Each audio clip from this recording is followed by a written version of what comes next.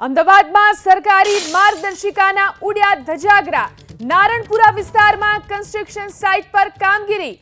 આગ ઝરતી ગરમી વચ્ચે પણ શ્રમિકો કરી રહ્યા છે કામગીરી। અમદાવાદમાં નારણપુરા વિસ્તારની કન્સ્ટ્રક્શન સાઇટ પર કામગીરી ચાલુ છે।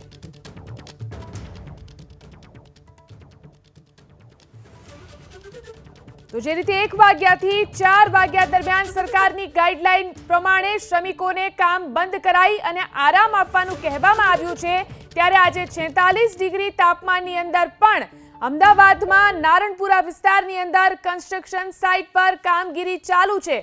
જોઈ શકો છો આપ દ્રશ્યોની અંદર આ શ્રમિકો કામ કરી રહ્યા છે।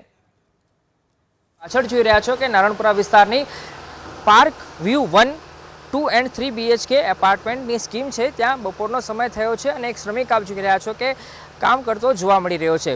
સીધા તડકાના સંપર્કમાં કામ કરતા હોય છે, જે શ્રમિકો માટે ખૂબ જ કઠિન બની જાય છે અને કોર્પોરેશન ઉપરાંત શ્રમ વિભાગે પણ બપોરના સમયે શ્રમિકોને કામગીરીથી દૂર રાખવા માટે ખાસ માર્ગદર્શિકા જારી કરી છે અને સ્પષ્ટપણે કહેવામાં આવ્યું છે કે જો શ્રમિકોને કામ કરવામાં આવતું હશે તો કાર્યવાહી કરવામાં આવશે, પરંતુ પરિસ્થિતિ આ વિસ્તારમાં નારણપુરા વિસ્તારમાં કંઈક અલગ જોવા મળી રહી છે। ખાસ આ સ્કીમની વાત કરું તો પાર્ક 1 જે સ્કીમ આવેલી છે ત્યાં હાલ કામકાજ કરાવવામાં આવી રહ્યું છે।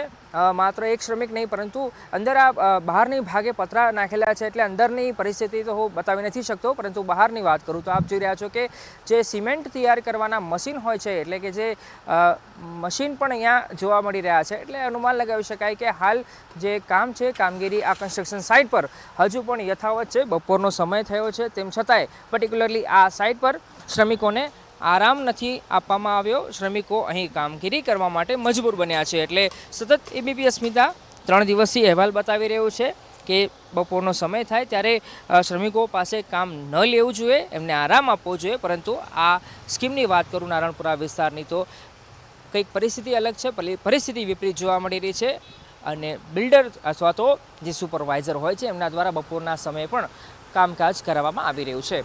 કેમેરા પર્સન નૈનેશ ગુરિયા સાથે અર્પિત દરજી, એબીપી અસ્મિતા, અમદાવાદ।